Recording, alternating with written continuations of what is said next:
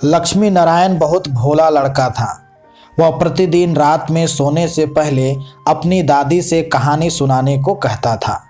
दादी उसे नागलोक, पाताल लोक, गंधर्व लोक, चंद्रलोक, सूर्यलोक आदि की कहानियाँ सुनाया करती थी। एक दिन दादी ने उसे स्वर्ग का वर्णन सुनाया। स्वर्ग का वर्णन इतना सुंदर था कि उसे सुनकर लक्ष्मी नारायण स्वर्ग देखने के लिए हट करने लगा। दादी ने उसे बहुत समझाया कि मनुष्य स्वर्ग नहीं देख सकता, किंतु लक्ष्मी नारायण रोने लगा। रोते रोते वह सो गया। उसे स्वप्न में दिखाई पड़ा कि एक चमचम चमकते देवता उसके पास खड़े होकर कह रहे हैं, बच्चे, स्वर्ग देखने के लिए मूल्य देना पड़ता है। तुम सर्कस देखने जाते हो तो टिकट देते हो ना, स्वर्ग देखने के लिए भी तुम्हें उसी प्रकार रुपये देने पड़ेंगे।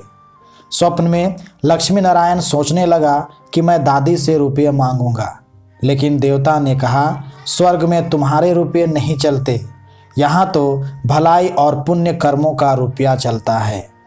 अच्छा काम करोगे तो 1 रुपया इसमें आ जाएगा, और जब कोई बुरा काम करोगे तो 1 रुपया इसमें से उड़ जाएगा। जब यह डिब्बिया भर जाएगी तब तुम स्वर्ग देख सकोगे। जब लक्ष्मी नारायण की नींद टूटी तो उसने अपने सिरहाने सचमुच एक डिब्बिया देखी। डिब्बिया लेकर वह बड़ा प्रसन्न हुआ। उस दिन उसकी दादी ने उसे 1 पैसा दिया। पैसा लेकर वह घर से निकला। एक रोगी भिखारी उससे पैसा मांगने लगा। लक्ष्मी नारायण भिखारी को बिना पैसा दिए भाग जाना चाहता था। इतने में उसने अपने अध्यापक को सामने से आते देखा। उसके अध्यापक उदार लड़कों की बहुत प्रशंसा किया करते थे। उन्हें देखकर लक्ष्मी नारायण ने भिखारी को पैसा दे दिया। अध्यापक ने उसकी पीठ ठोकी और प्रशंसा की। घर लौटकर लक्ष्मी नारायण ने वह डिब्बिया खोली, किंतु वह खाली पड़ी थी। इस बात से लक्ष्मी नारायण को बहुत दुख हुआ। वह रोते रोते सो गया। सपने में उसे वही देवता फिर दिखाई पड़े और बोले, तुमने अध्यापक से प्रशंसा पाने के लिए पैसा दिया था, सो प्रशंसा मिल गई। अब रोते क्यों हो? किसी लाभ की आशा से जो अच्छा काम किया जाता है वह तो व्यापार है, वह पुण्य थोड़े ही है। दूसरे दिन लक्ष्मी नारायण को उसकी दादी ने 2 आने पैसे दिए। पैसे लेकर उसने बाजार जाकर 2 संतरे खरीदे। उसका साथी मोतीलाल बीमार था। बाजार से लौटते समय वह अपने मित्र को देखने उसके घर चला गया। मोतीलाल को देखने उसके घर वैद्य आए थे। वैद्य जी ने दवा देकर मोतीलाल की माता से कहा, इसे आज संतरे का रस देना। मोतीलाल की माता बहुत गरीब थी। वह रोने लगी और बोली, मैं मजदूरी करके पेट भरती हूँ। इस समय बेटे की बीमारी में कई दिन से काम करने नहीं जा सकी। मेरे पास संतरे खरीदने के लिए 1 भी पैसा नहीं है। लक्ष्मी नारायण ने अपने दोनों संतरे मोतीलाल की माँ को दिए। वह लक्ष्मी नारायण को आशीर्वाद देने लगी। घर आकर जब लक्ष्मी नारायण ने अपनी डिब्बिया खोली तो उसमें 2 रुपये चमक रहे थे। एक दिन लक्ष्मी नारायण खेल में लगा था। उसकी छोटी बहन वहां आई और उसके खिलौनों को उठाने लगी। लक्ष्मी नारायण ने उसे रोका। जब वह ना मानी तो उसने पीट दिया। बेचारी लड़की रोने लगी। इस बार जब उसने डिब्बिया खोली तो देखा कि उसके पहले के इकट्ठे कई रुपये उड़ गए हैं। अब उसे बड़ा पश्चाताप हुआ। उसने आगे कोई बुरा काम न करने का पक्का निश्चय कर लिया। मनुष्य जैसे काम करता है वैसा उसका स्वभाव हो जाता है। जो बुरे काम करता है उसका स्वभाव बुरा हो जाता है। उसे फिर बुरा काम करने में ही आनंद आता है। जो अच्छा काम करता है उसका स्वभाव अच्छा हो जाता है।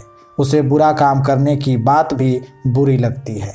लक्ष्मी नारायण पहले रुपये के लोभ से अच्छा काम करता था।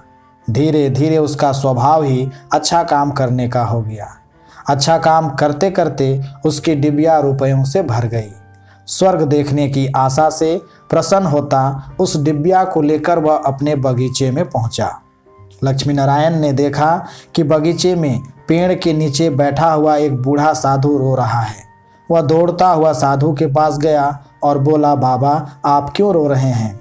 साधु बोला, बेटा, जैसी डिब्बिया तुम्हारे हाथ में है वैसी ही एक डिब्बिया मेरे पास थी।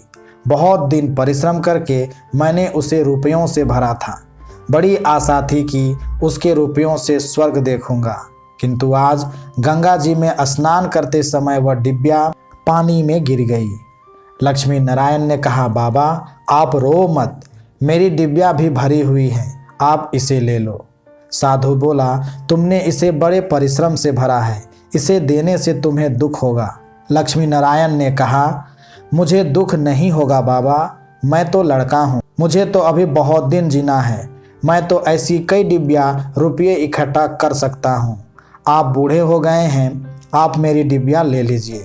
साधु ने डिब्बिया लेकर लक्ष्मी नारायण के नेत्रों पर हाथ फेर दिया। लक्ष्मी नारायण के नेत्र बंद हो गए, उसे स्वर्ग दिखाई पड़ने लगा।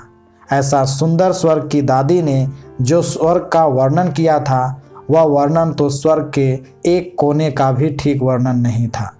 जब लक्ष्मी नारायण ने नेत्र खोले तो साधु के बदले स्वप्न में दिखाई पड़ने वाला वही देवता उसके सामने प्रत्यक्ष खड़ा था। देवता ने कहा, बेटा, जो लोग अच्छे काम करते हैं उनका घर स्वर्ग बन जाता है। तुम इसी प्रकार जीवन में भलाई करते रहोगे तो अंत में स्वर्ग में पहुंच जाओगे। देवता इतना कहकर वहीं अदृश्य हो गए। धन्यवाद।